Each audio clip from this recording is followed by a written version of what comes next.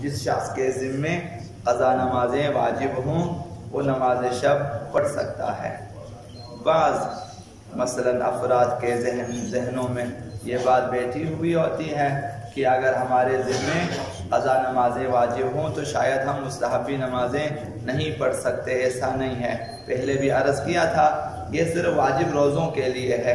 اگر کسی کے ذمے قضا روزے واجب ہوں تو وہ مستحبی روزے نہیں رکھ سکتے، اس کے لیے جائز نہیں ہے، اگر رکھے بھی باطل ہے۔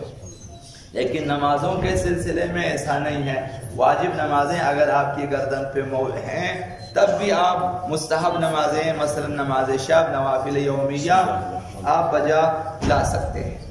ابھی بعض افراد نے جو ہے زیادہ سوالات کیے ہیں فقہا سے کہ ابھی ہم چاہتے ہیں کہ نماز شب کی جگہ نماز قضا پڑھ لیں، اگرچہ نماز قضا کا پڑھنا واجب ہے اور اس کی اہمیت زیادہ ہے، تو بعض فقہا نے مشورہ دیا کہ آپ ایسا کریں، مثلا آیت اللہ سیستانی انہوں نے کہ آپ قضا نمازیں بھی پڑھ لیں اور نماز شب کی جگہ نماز شب کے لیے آپ صرف نماز شفع اور نماز وتر پہ اکتفا کریں، یہ بھی بہتر ہے۔ مثلا باقی آپ جو ہے نماز قضا اپنی قضا نمازیں پڑھ لیں اور آخر میں مثلا یہ 3 رکعتیں آپ پڑھ لیں نماز شفع اور نماز وتر۔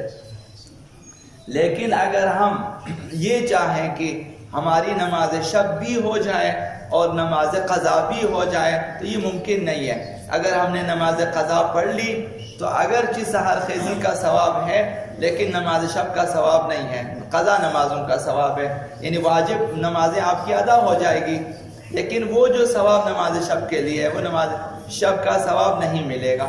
تو اگر نماز شب پڑھنی ہے اور اس کا ثواب حاصل کرنا ہے تو نماز شب ہی ہمیں پڑھنی ہوتی ہے، یعنی قضا نمازیں نماز شب کی جگہ جو ہے یہ نافلہ شب محسوب نہیں ہوتی ہیں۔ یہ کہ اگرچہ آپ واجب نمازیں پڑھیں وہ بھی بہتر ہے لیکن نماز شب کی جگہ نہیں لیتی وہ۔ تو بہتر یہ ہے کہ جب انسان کے پاس فرصت ہے نماز شب کو مختصر کر لیں اور اپنی واجب قضا نمازوں کو وہاں پہ مثلا 1 دن کی یا 2 دن کی نمازیں آپ پڑھنا چاہیں تو وہاں پڑھیں، یہ بھی انسان کے لیے زیادہ بہتر ہے۔ اور دوسرا مسئلہ یہ ہے کہ مستحب نماز میں پہلی اور دوسری رکعت میں شک سے نماز باطل نہیں ہوتی ہے، جیسا کہ فجر کی نماز میں مثلا واجب نماز میں اگر آپ شک کریں تعداد رکعت میں 2 اور 3 مثلا یہ نمازیں باطل ہو جاتی ہیں، لیکن مستحب نماز چونکہ 2 رکعتی ہے اس میں اگر آپ شک کریں نماز باطل نہیں ہوتی۔ نماز گزار کی مرضی ہوتی ہے کہ اس طرف بنا رکھیں کم کی طرف، وہ بھی اس کی مرضی ہے، زیادتی کی طرف بنا رکھیں وہ بھی اس کی مرضی ہے۔ مثلا ایک اور تو ہمیں شک ہو جاتا ہے کہ پہلی رکعت یا دوسری، اس کی مرضی ہے پہلی پہ بنا رکھیں، ایک اور رکعت پڑھیں نماز کو تمام کر، یا دوسری پہ بنا رکھیں اسی پہ نماز تمام کر، اس کی مرضی ہے۔ 2 رکعتی واجب نماز جیسے نماز فجر یا پھر قصر نمازیں جن میں مثلا ظہرین کی نمازیں اور عشاء کی نماز قصر ہوتی 2 رکعتی ہو جاتی ہیں، ان میں اگر انسان شک کرے کہ پہلی 2 رکعتوں میں تو یہ نمازیں وہاں باطل ہو جاتی ہیں، لیکن مستحب نمازیں باطل نہیں ہوتی، حتیٰ نماز احتیاط میں بھی باطل نہیں ہوتی ہے۔ تیسرا مسئلہ آج کا یہ ہے کہ مستحب نماز میں سہواً کمی بیشی ہو تو سجدہ سہو لازم نہیں ہے۔ واجب نمازوں میں ایسا ہے کہ اگر کمی بیشی ہو جائے سہواً تو وہاں بعض اوقات سجدہ سہو واجب ہے، بعض اوقات مستحب ہے، لیکن مستحب نمازوں میں غلطی سے کمی بیشی ہو جائے تو نماز جو ہے سجدہ سہو واجب نہیں ہے ان کے اوپر، یہ سہولت ہے۔ نماز شب خیر و سعادت کا ایک بہت عظیم دروازہ ہے، بہرحال انسان کو چاہیے کہ اس کی طرف توجہ دیں۔ حضرت آقا رسول خدا صلی اللہ علیہ وآلہ وسلم نے جنگ تبوک میں معاذ بن جبل سے فرمایا وَإِن شِئْتَ أَنبَأْتُكَ بِأَبْوَابِ الْخَيْرِ، اے معاذ اگر تم چاہتے ہو تو میں خیر کے دروازوں کی طرف تمہاری رہنمائی کروں کہ خیر و سعادت کے دروازے تمہیں بتا دوں۔ تو راوی نے کہا کہ آپ فرما دیں کہ خیر کے دروازے کیا کیا ہیں، تو انہوں نے پیغمبر صاحب نے فرمایا کہ قال الصوم جنۃ، ایک دروازہ یہ ہے کہ روزہ جہنم کی آگ کے مقابلے میں انسان کے لیے سپر ہے، ڈھال ہے، یہ ایک دروازہ ہے۔ اور دوسرا یہ کہ وَالصَّدَقَةُ تُكَفِّرُ الْخَطِيئَةَ، صدقہ انسان کی خطاؤں کو ختم کر دیتا ہے، نابود کر دیتا ہے، مٹا دیتا ہے صدقہ دینے سے۔ ہمارے ہاں صدقات کی اتنی اہمیت نہیں ہوتی ہے، لیکن صدقات دینے سے انسان کے گناہ ختم ہو جاتے ہیں، گناہ مٹ جاتے ہیں۔ تو ضروری ہے کہ انسان کوشش کرے مستحق ترین افراد کو صدقہ دیں۔ صدقات مثلا حتی اپنی اولاد اگر مستحق ہے انہیں دے دیں، اپنے رشتہ داروں کو دے دیں۔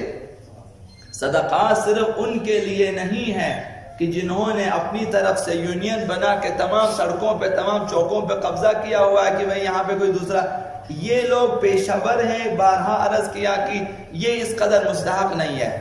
جتنے سفید پوش آپ کے معاشرے میں، آپ کے ہمسائے میں، آپ کے رشتہ داروں میں جو لوگ ہیں جن کے پاس جو ہے آمدنی کم ہے، اخراجات زیادہ ہیں، وہ زیادہ مستحق ہیں کہ صدقات آپ انہیں دے دیں، جمع کر کے دے دیں۔ ضروری نہیں کہ آپ روزانہ 5-10 روپے لے جا کے ان کے گھر میں ڈال دیں، آپ اپنے گھر میں جمع کریں، جب وہ بن جائیں مثلا 100، 1000، 50 مثلا جتنے بن جاتے ہیں وہ آپ جو ہے ایک دن لے جا کر ان کے مثلا پاس پیش، ضروری نہیں کہ آپ چھوٹے چھوٹے نوٹ پیش کریں کہ وہ مثلا محسوس کریں، آپ اس کو بڑے نوٹ میں تبدیل کریں، مثلا 1000، 2000، 5000 اس طرح کر کے آپ ان کے گھر پہنچا دیں، یا پھر آپ مثلا جو ہے راشن وغیرہ، فروٹ وغیرہ اخراجات خریداری کریں، ان کے گھر صدقات کے عنوان سے پہنچا دیں۔ صدقات سے انسان کے گناہ معاف ہو جاتے ہیں۔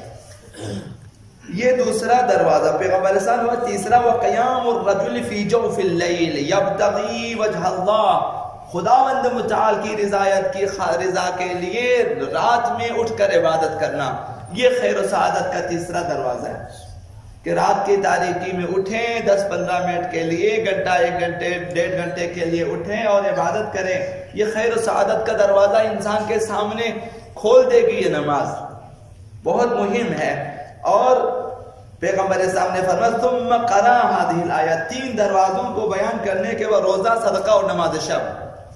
دیکھیں یہ اسی طرح لائن میں ہے، ایک ہی قطار میں، یہ انسان کے لیے خیر و سعادت کے دروازے ہیں۔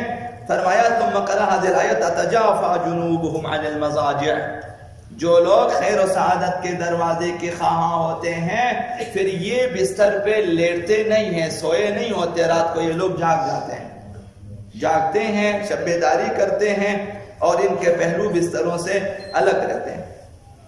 حضرت جبریل امین نے سفارش کی پیغمبر اسلام کو اسی نماز شب کی سفارش کی ہے۔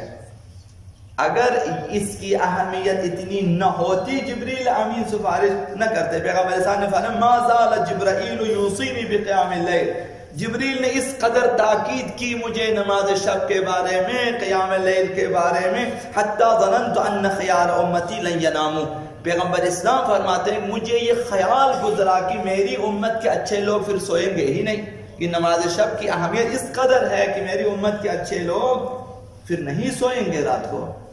اس حد تک پیغمبر اسلام کو گمان ہوا، یعنی حق بجانب ہے کہ اگر اچھے لوگ راتوں کو نہ سوئیں نماز شب کی خاطر، لیکن خداوند متعال نے کہا کہ آپ سو جائیں، لیکن یہ کہ رات کے 1 پہر آپ اٹھ جائیں، تیسرے پہر کو، اور نماز شب ادا کریں۔ نماز شب مومن کے افتخارات میں سے ایک ہے۔ حضرت آقا امام جعفر الصادق علیہ السلام نے ارشاد فرمایا 3 چیزیں ہیں جو مومن کے لیے فخر کی بات ہے اور دنیا و آخرت میں اس کی زینت ہے۔ 3 چیزیں ہیں مومن کے لیے باعث افتخار ہے کہ اسے فخر کرنا چاہیے، اپنے اندر اس چیز پہ فخر ہونا چاہیے کہ الحمدللہ میں ایسا نہیں کہ دوسروں پہ اپنے جو ہے فخر فروشی کریں۔ مومن کو اس بات پہ فخر ہونا چاہیے اور یہ اس کی زینت بھی ہے۔ پیغمبر فرمایا کہ ثلاثۃ ہن فخر المؤمن، 3 چیزیں ہیں جو مومنین کے لیے فخر کی بات ہے۔ وزینۃ فی الدنیا والآخرہ، دنیا والآخرت میں اس مومن کی زینت ہے۔ الصلاۃ فی آخر اللیل، پہلی چیز یہ ہے کہ رات کے تیسرے پہر، آخری پہر میں انسان اٹھ کر خداوند متعال کی عبادت کرے اور نماز پڑھے، یہی نماز شب، یہ مومن کے لیے باعث افتخار ہے۔ تمام وہ چیزیں جو دنیاوی آپ کے پاس موجود ہیں واقعاً باعث افتخار نہیں. کس چیز پہ آپ فخر کر سکتے ہو؟ چونکہ ہر چیز فنا پذیر ہے. جب فنا پذیر ہے فخر کرنے کی بات نہیں ہے، چونکہ وہ چیز جس پہ آپ فخر کریں وہ چیز آپ کے ساتھ رہنے والی نہیں ہے. وہ چیز آپ اسے چھوڑ کے آپ چلے جائیں گے، وہ چیز آپ سے جدا ہو جائے گی، چاہے دنیا کی کوئی بھی چیز ہو. صرف یہ خداوند متعال کی بندگی ہے اور نمازیں ہیں، یہ عبادتیں ہیں کہ جو آپ کے ساتھ ساتھ ہے تا جنت. پل صراط پہ آپ کے ساتھ ہے، جہنم سے آپ کو بچانے کے لیے آپ کے ساتھ ہے، حساب کتاب میں آپ کے ساتھ ہے، تمام مواقع میں، حتیٰ برزخ میں بھی آپ کے ساتھ ہے، قبر میں بھی آپ کے ساتھ.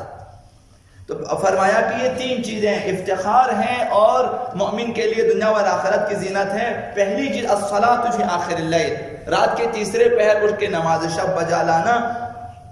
وَيَأْسُهُ مِمَّا فِي أَيْدِ النَّاسِ، اور جو کچھ دنیاوی چیزیں دوسروں کے ہاتھوں میں ہیں ان سے قطع تعلق کریں، قطع توقع کر لیں. جو کچھ لوگوں کے پاس ہے لالچی نگاہوں سے نہ دیکھیں، حریصانہ نگاہوں سے ان کی طرف نہ دیکھیں. کاش ہمارے پاس ایسا مال ہوتا، ایسا گھر ہوتا، ایسی گاڑی ہوتی، ایسا سرمایہ ہوتا. یہ جو ہیں اس نگاہ کو ختم کریں. یہ مومن کے لیے باعث افتخار ہے کہ وہ لالچی نہ ہو. وَيَأْتُهُ مِمَّا فِي أَيْدِ النَّاسِ، لوگوں سے نا امید ہو جائے.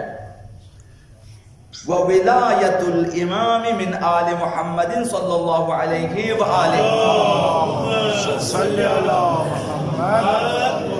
تیسری چیز جو مومن کے لیے باعث افتخار ہے وہ ولایت اہل بیت ہے.